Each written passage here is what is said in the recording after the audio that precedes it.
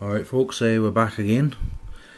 It's still Tuesday night, the 31st of October, and I've got a little progress here for you. Not much, but a little. This has taken longer than I thought it was going to take, but well, it's no surprising because I'm not very good at soldering, I guess. We've now got these two capacitors soldered on, and this one here as well. Now, I'm actually starting to get the knack with it a little bit. This smaller one, I've got more access to it. I've got more space around it, so it was easier to get to. But I've found that I sort of the knack of it now. This was my first capacitor. I made a mess of that. It might need to be sort of resoldered yet. This one wasn't too bad. I was reasonably happy with that one. And I've now removed the capacitor from this location. That's one of these a small 10 μF 25 volt ones. So I've got two of them on now. Well, that's one, and this is going to be the second one here. So I don't know if you can see this very clearly with the focus on my camera, but I've got the two pads here and they've cleaned up really nicely. Now, I don't know a lot about soldering, right? You know, I'm not an electronics genius or anything like that. I don't pretend to be, but I'm starting to, you know, learn a few little bits and pieces about it, and you do get a sense of satisfaction of removing a component and getting these pads cleaned up without damaging it. I don't know what it is about it, but it does give you a little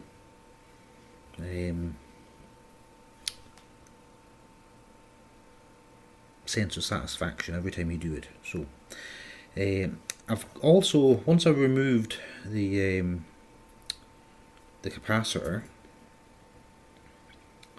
I used some solder wick to get the last of the solder off it, and then I cleaned it with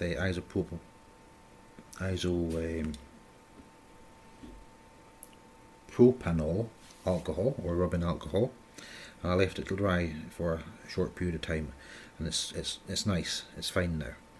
So what I've been doing, and which seems to be working, is I just put a very small amount of this liquid flux on the pads. That's maybe a little bit more than I would normally have put on it. And then with a fair bit of care,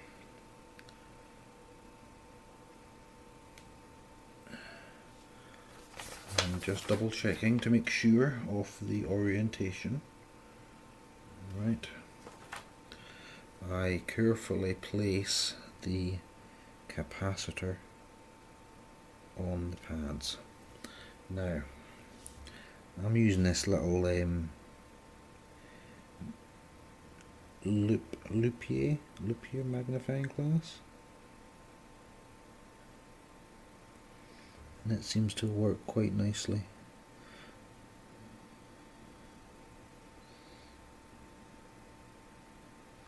Okay, that's quite a good position. I don't think I'm going to alter that any. Now, the reason I'm recording this one again, or not recording this again, but recording another video tonight, is I've found what seems to work quite well for my particular setup. My soldering iron here is I leave it set at 350. It seems to be a sort of standard setting for soldering, I think, for a lot of guys. So it seems to be working for me, and I'll just leave it at that.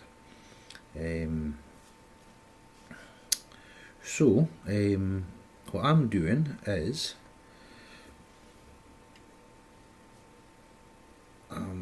putting these. You could use anything really, I suppose, to hold the capacitor in place.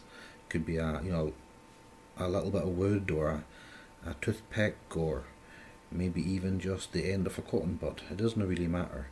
But I'm using this tweezers with the rubber guard in place, because it's not too slippery. It sort of holds it quite nicely. So I'm using this to hold the capacitor down. Okay. Now the other thing I'd like to show you is I've got a little bit of solder here. Sorry for the hands, folks. Under the magnifying glass here, I don't know if you'll pick this up, but I can just put a small ball of solder right on the end of the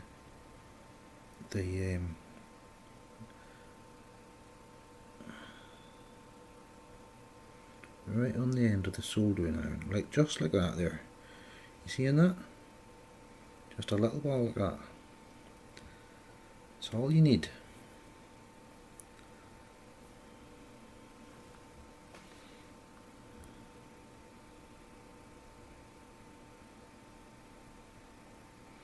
And then you can just slowly get in.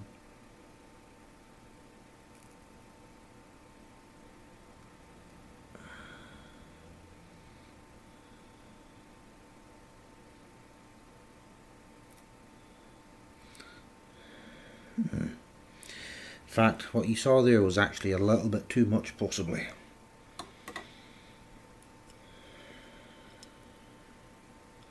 So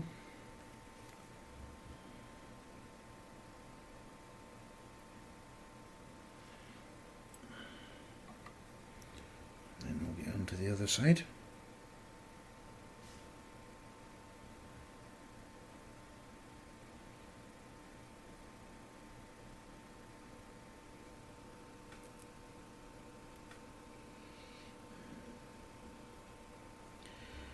That second one seemed to go better.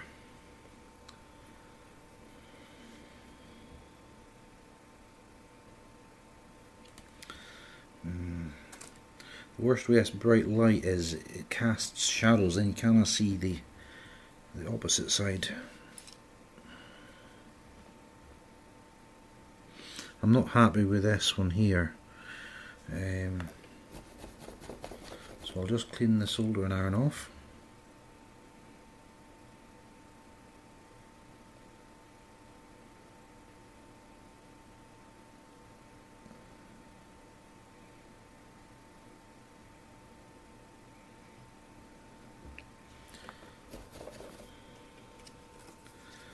I'll maybe just try to get a little bit of solder work in there, just to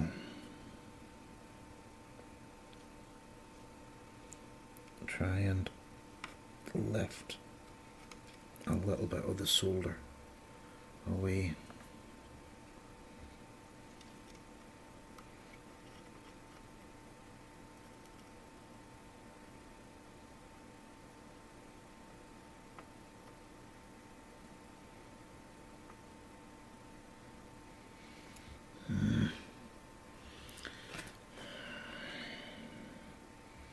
I've maybe not had enough flux or something on there. So that was a partial success, but that's what I've been doing. And if we test the joint now, that's quite solid, you know, and that's not going anywhere in a hurry. So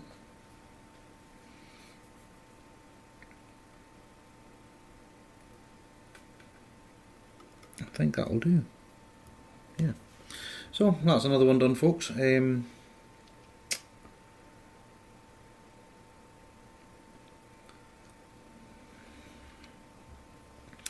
going to encounter some problems later on, however. I've been using the hot air solder station to heat up the area where I need to remove a capacitor, and there's two little capacitors in here, surrounded by plastic audio jacks here, and the plastic keyboard connector here. So either these two or I think I'll take these off, so I can get access to the capacitors behind them.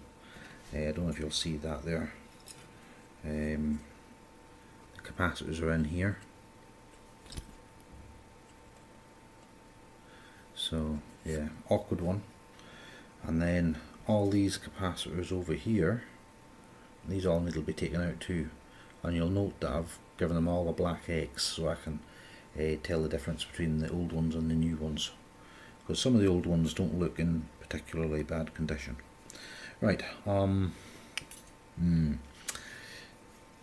I tried taking that off. Oh god, look at this.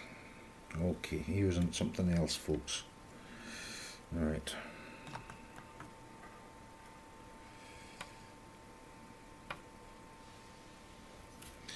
This is the problem with surface mounted components or printed circuit boards. They end up on both sides of the board. And look at all the fun we have here. Now,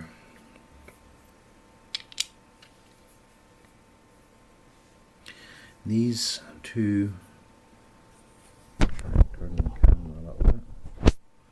Don't know if you'll see this, I'll little check, but these two little pins sticking through here, that is the connecting or connectors of the next large capacitor that needs to be removed. So they need to be heated and desoldered. Can you see that? Yeah, I think so. Right, okay. Right, I'm going to leave it there, folks, because otherwise I'm going to have loads of videos to process, and I don't have that much time these days. So that's all for now, and I'll update you as and when I get these videos uploaded. You know. Right, bye for now.